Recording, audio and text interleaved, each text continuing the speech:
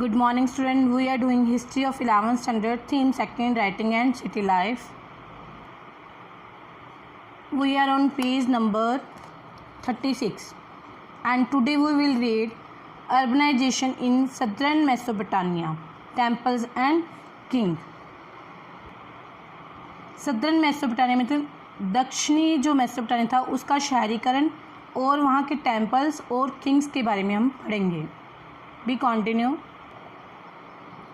From 5000 BC, settlement had begun to develop in southern Mesopotamia. कहते 5000 BC से जो southern Mesopotamia में settlement शुरू हो गई. सेटलमेंट मतलब बस्तियां बननी शुरू हो गई, लोगों ने वहाँ रहना शुरू कर दिया. अभी बस्तियां ही बनी थी, मतलब कि छोटे छोटे इलाके ही बने थे. The earliest city emerge from some of these settlement. और उसके बाद जो ये सेटलमेंट बस्तियां थी उन्होंने सिटीज शहरों का आकार ले लिया.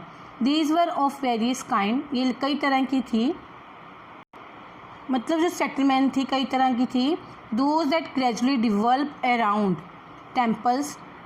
कुछ वह थी जो धीरे धीरे मंदिरों के आसपास बस गई. Those that develop as a centre of trade. कुछ वहाँ जहाँ पे व्यापार ज़्यादा होता था वहाँ बस गए. And imperial cities. और बाकी क्या थी? इम्पीरियल शाही जो सिटी थी, जो बड़े बड़े शहर थे.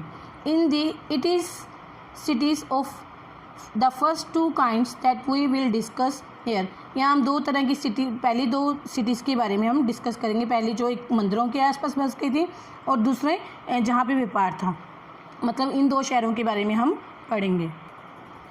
Early settlement began to build and rebuild temple at selected spots in their villages. कितने सेलेक्टेड स्पॉट्स में, विलेजेस में जो शहर बसे थे बिल्ट हुए और दोबारा भी रीबिल्ट हुए. मतलब the earliest known temple was a small shrine made of unbaked brick. जो अर्लीस्ट टेम्पल थे स्मॉल श्राइन थे, छोटे छोटे मंदिर थे और जो कच्ची ईंटों से बने थे. पहले हम सेटलमेंट वह पढ़ रहे हैं जो मंदिरों के आसपास थे. ठीक है. Temples were the residence of various God. The moon God of उर और the इनाना the God of love and wars. जो टेम्पल से अलग अलग तरह के देवी देवताओं के मंदिर थे, भगवानों के मंदिर थे, जैसे कि उर गॉड जिसे मून बोला जाता है, या फिर इनाना गॉड जो लव और वार का देवता था. ठीक है, प्रेम और युद्धों का देवता था. कंस्ट्रक्टेड इन ए ब्रिक, जो ईंटों के बने थे मंदिर. Temple become larger over time with several rooms around open courtyard. Temple धीरे धीरे बड़े होते गए क्योंकि उसके आसपास कोर्टयार्ड में बड़े बड़े कई कमरे बन गए. Some of the early ones were possibly not unlike the ordinary house, for the temple was the house of a god. कहते जो कुछ टेम्पल थे वो घरों, आज के घरों के समान ही थे, क्योंकि जो टेम्पल थे वो भी परमात्मा का घर ही था, तो इसलिए घरों की तरह ही वो थे. But temple always had their outer wall going in and out at a regular interval. लेकिन जो उनकी टेम्पल्स की बाहरी और आंतरिक दीवारें थी वो लगातार कुछ चेंजेस आते गए उसमें, which no ordinary building overhead, जो कि आम घरों में नहीं थी. बस आम घरों से मंदिरों में यही अंतर था, उनकी बाहरी और आंतरिक दीवारें थोड़ी सी अलग थी, बाकी सब घर की जैसे था, क्योंकि जो मंदिर था वह भी देवता का घर ही था.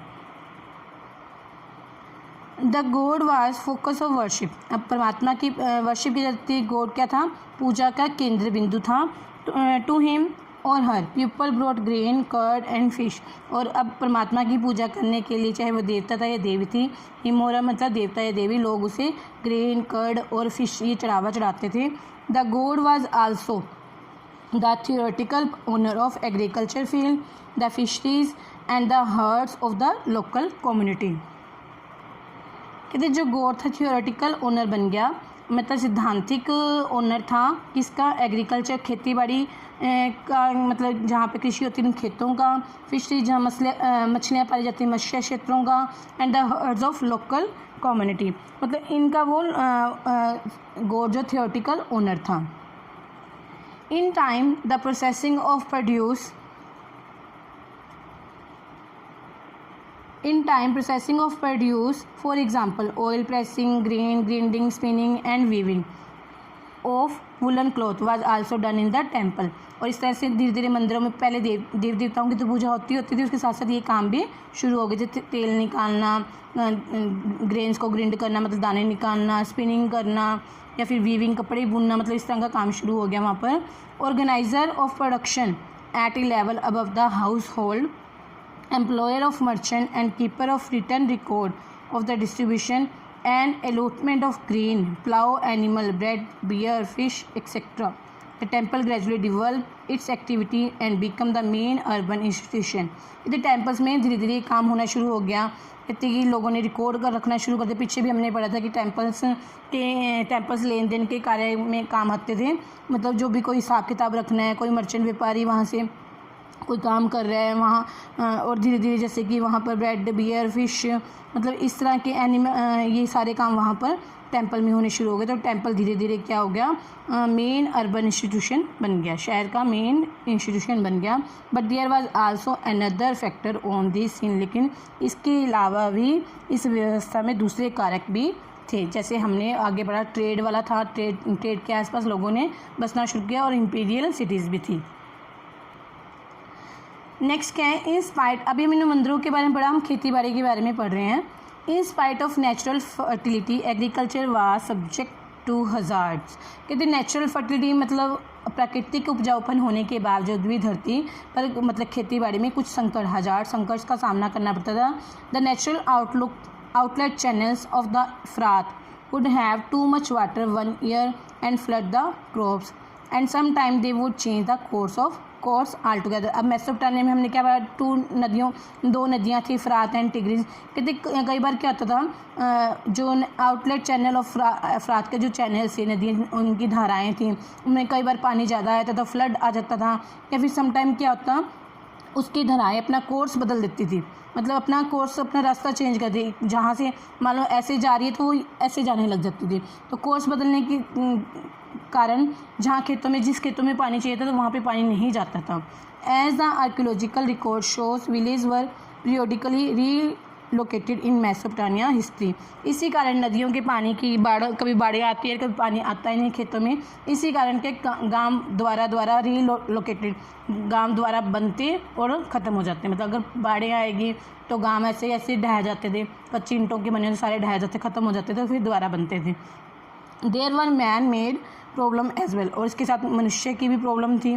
दोज हु लिव, अब खेती बाड़ी में एक तो क्या था, नेचुरल था, अब मैन मेड प्रॉब्लम भी थी। वो कैसे, those who live on the upstream, जो ऊपरी धाराओं के पास रहते थे, मतलब जहाँ पे ऊपर के इलाकों में थोड़ा रहते थे, upstream stretches of A channel could divert so much water into their field. और जो ऊपरी धाराओं में उनके खेतों में बहुत ज़्यादा पानी आ जाता था, क्योंकि नदियों की धाराओं में अगर कई बार पानी ज़्यादा होता था तो उनके खेतों में बहुत ज़्यादा पानी चला जाता था, उनके खेतों में पानी खड़ा हो जाता था, जिससे उनकी फसलें नष्ट हो जाती थी। दैट विलेजेस डाउन स्ट्रीम, जो नीचे के इलाकों में रहते थे, वर लेफ्ट विदाउट वाटर, उनके खेतों में पानी नहीं आता था। और they could neglect to clean out the silt from their stretch of the channel. आपके जब पानी नदियों में से पानी आएगा तो चैनल्स में पानी आता है, धाराओं में पानी आता है, तो साथ में मिट्टी भी बहा के लेके आता है, वो गारा बन जाता है और धीरे धीरे वो गारा जमा होना शुरू होता है। अगर वो लोग क्लीन नहीं करेंगे तो वो क्या, चैनल्स का ब्लॉक हो जाएगा, block the flow of water further down. अब जब ब्लॉक हो गया, मिट्टी नहीं निकाली लोगों ने, अपने हिस्से के चैनल में से मिट्टी नहीं निकाली, तो पानी ब्लॉक हो गया, तो फिर नीचे की तरफ तो जाएगा नहीं पानी, दूसरों की तरफ तो जाएगा नहीं। So early Mesopotamian countryside saw repeated conflict over land and water. इस तरह से अर्ली मेसोपोटामिया में लैंड और पानी को लेकर झगड़े होते रहते थे। मतलब इसमें हमने क्या पढ़ा कि टेम्पल जो लेन देन के कार्य के काम आते थे, घरों जैसे थे, वहाँ पे देवी देवताओं की पूजा की जाती, लोग वहाँ पर फिश, ग्रेन्स और कई तरह की चीज़ें देवी देवताओं को चढ़ावा करते थे, और टेम्पल्स में कई तरह के काम भी होते थे। दूसरा हमने क्या पढ़ा एग्रीकल्चर के बारे में, कि एक तो नेचुरल वे से एग्रीकल्चर हज़ार्ड मतलब एग्रीकल्चर को संकट होता है, और एक मैन मेड की वजह से। Okay student, it's enough for today, have a nice day.